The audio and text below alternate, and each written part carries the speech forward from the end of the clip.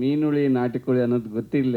ಈ ಪಾತ್ರಕ್ಕೆ ನನಗೆ ರಾಜು ಸರ್ ಬಿಟ್ಟರೆ ಬೇರೆ ಹೊಳಿಲೇ ಇಲ್ಲ. ನಾನು ಬರೆಯುವಾಗಾದರೆ ಏನಿತ್ತೋ ಅದಕ್ಕೋಸ್ಕರ ಅವ್ರ ಹಿಂದೆ 10 ಕರೆದು ಏನೋ ಮಾಡಿ ಅವ್ರನ್ನೇ ಕರ್ಸ್ಕೊಂಡಿದ್ದೀನಿ. ಇಲ್ಲ, ಸಿನಿಮಾ ಮಾಡೋಕ್ಕಿಂತ ಮುಂಚೆ ಹುಳಿ ಹಿಂಡ್ತಾರಲ್ಲ, ಅವ್ರ ಬಾಯಿಗೆ ಒಳ್ಳೆ ಹಸುವಿನ ಹಾಲು ಕೊಡೋಣ ಅನ್ನೋ ಆಸೆಗೋಸ್ಕರ ಮಾಡಿರೋದಷ್ಟೇ, ಇನ್ನೇನಿಲ್ಲ. ಯಾಕಂದರೆ ಪ್ರತಿಯೊಬ್ಬ ಸ್ಟಾರ್ ಸಿನಿಮಾ ಮಾಡೋವಾಗಲೂ ಆದಷ್ಟು ಹುಳಿ ಹಿಂಡಿರ್ತಾರೆ ಅದರಲ್ಲಿ.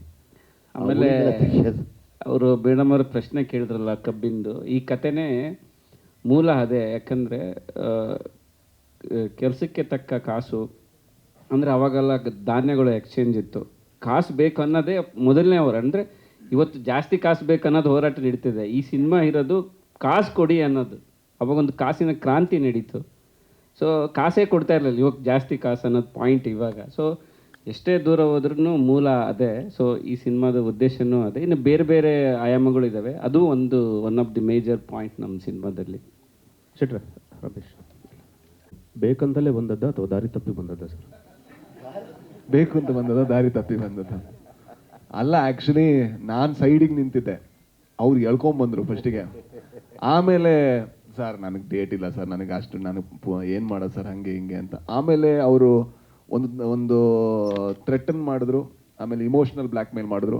ಲಾಸ್ಟಿಗೆ ಒಬ್ಬ ನಿರ್ದೇಶಕ ಅಂದರೆ ಹಂಗಾದಾಗ, ಫಸ್ಟ್ ಆಫ್ ಆಲ್ ಅಂದರೆ ಈ ಕತೆ ಪಾತ್ರದ ಬಗ್ಗೆ ಹೇಳ್ತಾ ಇಲ್ಲ, ಅದರಿಂದ ಆಗಲ್ಲ. ನನಗೆ ಆ ಟೈಮ್ ನಾನು ಇದು ಮಾಡೋಕ್ಕಾಗಿಲ್ಲ, ಅಂದರೆ ಟೈಮ್ ನನಗೆ ಮ್ಯಾನೇಜ್ ಮಾಡೋಕ್ಕೆ ಆಗ್ತಾ ಇರಲಿಲ್ಲ. ಸಾರ್ ನನಗೆ ಆಗಲ್ಲ ಸಾರ್ ಅಂತ ಹೇಳಿದ್ರು. ನಾನು ಮಾಡ್ತೀನಿ ಅಂದರು, ಟೈಮ್ ಮ್ಯಾನೇಜ್ ಮಾಡಿಲ್ಲ ಅವರು, ಬೇರೆ ಪ್ರಶ್ನೆ. ಬಟ್ ಸ್ಟಾರ್ಟ್ ಮಾಡಿದ್ರು. ಈಗ ನಾನು ಮ್ಯಾನೇಜ್ ಮಾಡ್ತಾ ಇದ್ದೀನಿ ಅಲ್ಲಿಂದ ಬಂದು. ಬಟ್ ಆದರೆ ನನಗೆ ಅದೇ ಈಗ ಮಾಡಿದಾಗ ಈಗ ಏನಾಗುತ್ತೆ, ನಮ್ಮ ಪ್ರೊಡಕ್ಷನಲ್ಲಿ ಅಥವಾ ನಮ್ಮ ಡೈರೆಕ್ಷನಲ್ಲಿ ಮಾಡಿದಾಗ ಒಂದು ತೃಪ್ತಿ ಸಿಗುತ್ತೆ. ಪಾತ್ರ ಮಾಡಿದಾಗ ನಾನು ಮಾಡಿದ್ದೀನಿ, ಯಾಕಂದರೆ ತುಂಬ ಚಾಲೆಂಜಿಂಗ್ ಆಗಿರೋದು. ನಮ್ಗೆ ಗೊತ್ತಿಲ್ಲದೆ ಇರೋದನ್ನು ಬರ್ಕೋಬೋದು. ಅಂದರೆ ಒಂದು ಮೊಟ್ಟೆ ಕಥೆಯಲ್ಲಿ ನಾನೇನು ಗೊತ್ತಿಲ್ಲದೆ ಇರೋದು ಮಾಡಿದೆ, ಗರುಡ ಗಮನದಲ್ಲಿ ಮಾಡ್ಬೇಕಾದ್ರೆ ಅದು ಉಲ್ಟಾ ಆಯಿತು. ಅಂದರೆ ನಂಗೆ ಗೊತ್ತೇ ಇರಲಿಲ್ಲ ಹೆಂಗೆ ಅಪ್ರೋಚ್ ಮಾಡೋದು ಅಂತ. ಸೊ ಈ ಸಿನಿಮಾದಲ್ಲೂ ಕೂಡ ನಾನು ಮಲಯಾಳಮಲ್ಲಿ ಒಂದು ಕಡೆ ಹೋಗಿ ವಿಲನ್ ಮಾಡಿ ಬಂದಿದ್ದೀನಿ.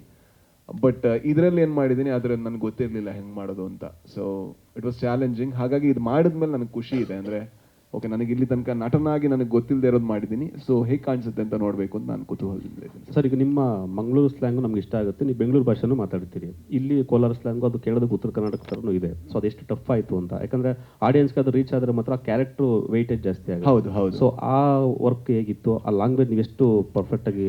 ಅಂದರೆ ನಾನು ಯಾವತ್ತೂ ಕೂಡ ಈಗ ಡೈಲಾಗ್ ಶೀಟ್ನ ನಾನು ರಾತ್ರಿ ಆದರೂ ಅವ್ರಿಗೆ ಫೋನ್ ಮಾಡಿ ಜಗಳ ಮಾಡ್ತೀನಿ, ನಂಗೆ ಡೈಲಾಗ್ ಶೀಟ್ ಬೇಕೇ ಬೇಕು ಅಂತ.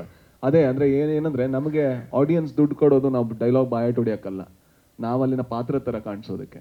ಸೊ ಹಾಗಾಗಿ ನಾನು ಲಾಸ್ಟ್ ಮೂಮೆಂಟಿಗೆ ನಾನೇನೋ ಹೇಳಿದ್ರೆ ಅದು ಸರಿ ಆಗಲ್ಲ ಅಂತ ನನಗೆ ಇದಿತ್ತು. ಯಾಕಂದರೆ ಈಗ ನಾನು ಮಂಗಳೂರು ಕನ್ನಡ ಸಿನಿಮಾಗಳನ್ನು ಮಾಡಬೇಕಾದ್ರೆ ಮಂಗಳೂರು ಕನ್ನಡದ ನಟರನ್ನೇ ಆಯ್ಕೆ ಮಾಡ್ತೀನಿ, ಯಾಕಂದರೆ ಆ ಒಂದು ಸ್ಲ್ಯಾಂಗ್ ಬರಬೇಕು ಅಂತ. ಸೊ ನಾವೆಲ್ಲಿನ ಜಾಗದವರು ಅದು ಮಾಡಬೇಕಾದ್ರೆ ನಾವು ಅಷ್ಟು ಜಾಗ್ರತೆ ವಹಿಸ್ಬೇಕಾದ್ರೆ, ನಾವು ಬೇರೆ ಸ್ಲ್ಯಾಂಗ್ ಮಾಡ್ಬೇಕಾದ್ರೆ ಅದು ಮಾಡಿದ್ರೇ ಚಂದ, ಇಲ್ಲಾಂದರೆ ಅದು ಅನ್ಯಾಯ ಆಗುತ್ತೆ.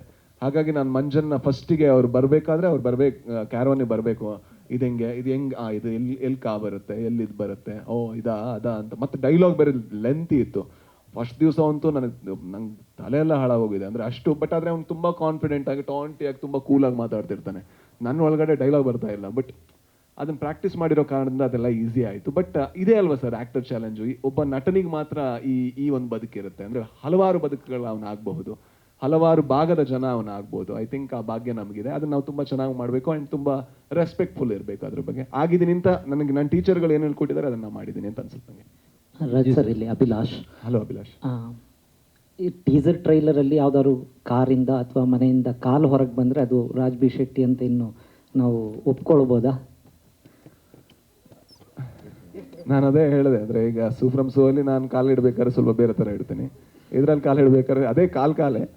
ಸೊ ದೇವರದಲ್ಲಿ ಆ ಕಾಲು ಇಡಬೇಕಾದ್ರೆ ಎಷ್ಟು ದುಡ್ಡು ಬಂತು ಅದಕ್ಕಿಂತ ಡಬಲ್ ಇದ್ರಲ್ಲಿ ಬರಲಿ ಅಂತ ನಾನು ಬೇಡ್ಕೋತೀನಿ ಅಷ್ಟೇ. ಟರ್ಬೋಗೆ ಹೋಲಿಸಿದ್ರೆ ಆ ನೆಗೆಟಿವ್ ಪಾತ್ರ ಇದರಲ್ಲಿ ಎಷ್ಟು ಭಿನ್ನವಾಗಿದೆ? ಟರ್ಬೋದಲ್ಲಿ ನೀವಾಗಿದ್ರಿ, ಅಂದರೆ ವಿತೌಟ್ ಕೂದಲು. ಹೌದು. ಇದರಲ್ಲಿ ವಿತ್ ಕೂದಲು. ಬಟ್ ಎಷ್ಟು ಡಿಫರೆನ್ಸ್ ಆಗಿತ್ತು? ಒಂದು ಟೈಮಲ್ಲಿ ನಂಗೆ ಕೂದಲಿತ್ತು, ನಾನೇ ಇದು. ಸೊ ಏನು ಡಿಫರೆನ್ಸ್ ಅಂದರೆ ಸರ್, ಇದರಲ್ಲಿ ಅವನು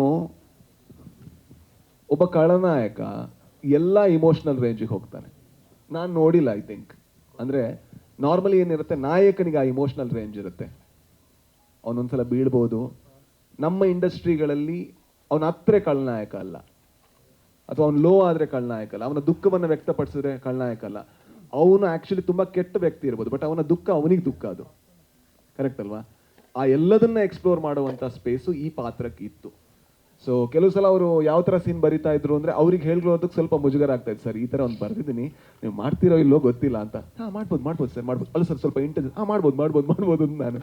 ಬಟ್ ಅದು ಮಾಡಬೇಕಾದ್ರೆ ಆ ಒಂದು ಇಮೋಷ್ನಲ್ ಒಂದು ಇದಿರುತ್ತಲ್ವ ಸರ್, ಏನು ಆ ಹೋಗೋದು ಅಂದರೆ ನಮ್ಮೆಲ್ಲರಲ್ಲೂ ಕೂಡ ಗೊತ್ತಿಲ್ಲದೇನೋ ಏನೋ ಒಬ್ಬ ಶೋಷಕ ಇದ್ದೇ ಇರ್ತಾನೆ. ಒಬ್ಬ ಸೆಕ್ಯೂರಿಟಿ ಗಾರ್ಡ್ ನಮ್ಮನ್ನು ತಡೆದ ತಕ್ಷಣ ನಮ್ಮೊಳಗೆ ಏಯ್ ಅಂತ ಮಾತಾಡ್ಬಿಡ್ತೀವಿ.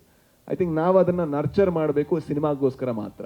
ಐ ಥಿಂಕ್ ಅದನ್ನು ನರ್ಚರ್ ಮಾಡಿ ಆ ಒಂದು ಆ್ಯಟಿಟ್ಯೂಡ್ ನಮ್ಮಲ್ಲಿ ಬಂದಾಗ ಈಸಿ ಆಗುತ್ತೆ. ಬಟ್ ಈ ಸಿನಿಮಾ ಒಪ್ಕೊಳ್ಳೋದಕ್ಕೆ ಕಾರಣ ಕೂಡ ಅದೇ, ಅಂದರೆ ಬಹಳ ಚೆನ್ನಾಗಿ ಬರೆದಿದ್ರು ಈ ಪಾತ್ರ. ಅವ್ನು ಬರೀ ನೆಗೆಟಿವ್ ಅಲ್ಲ, ಅವನೊಬ್ಬ ಮನುಷ್ಯನಾಗಿ ಕಾಣಿಸ್ತಾನೆ, ಬಟ್ ತುಂಬ ಕೆಟ್ಟ ಮನುಷ್ಯನಾಗಿ ಕಾಣಿಸ್ತಾನೆ. ಜೊತೆಗೆ ಈ ಥರ ನಾನು ಆಗಬಾರ್ದು ಅಂತ ನೆನಪಿಸ್ತಾನೆ. ಐ ಥಿಂಕ್ ಸರ್ ಈ ಪ್ರಶ್ನೆ ನಂದು ರಾಜ್ ಸರ್ಗೆ ಮತ್ತು ವಿಜಯ್ ಸರ್ಗೆ ಮತ್ತು ಮಾಸ್ತಿ ಸರ್ಗೆ. ಅಂದರೆ ಯೂಶಲಿ ಒಂದು ಸಿನಿಮಾದ ಟೀಸರ್ ಆಗಲಿ ಟ್ರೇಲರ್ ಆಗಲಿ ಅಥವಾ ಒಂದು ಮೇನ್ ಗ್ಲಿಮ್ಸ್ ಆಚೆ ಬರೋದಕ್ಕಿಂತ ಮುಂಚೆ ಕ್ಷಣ ಕ್ಷಣದ ಸುದ್ದಿಗಳಿಗಾಗಿ ಫ್ರೀಡಂ ಟಿವಿ ಸಬ್ಸ್ಕ್ರೈಬ್ ಮಾಡಿ, ಲೈಕ್ ಮಾಡಿ ಹಾಗೂ ಫಾಲೋ ಮಾಡಿ. ಹೊಸ ಸುದ್ದಿಗಳ ನೋಟಿಫಿಕೇಶನ್ಗಾಗಿ ಬೆಲ್ ಐಕಾನ್ ಮೇಲೆ ಕ್ಲಿಕ್ ಮಾಡಿ.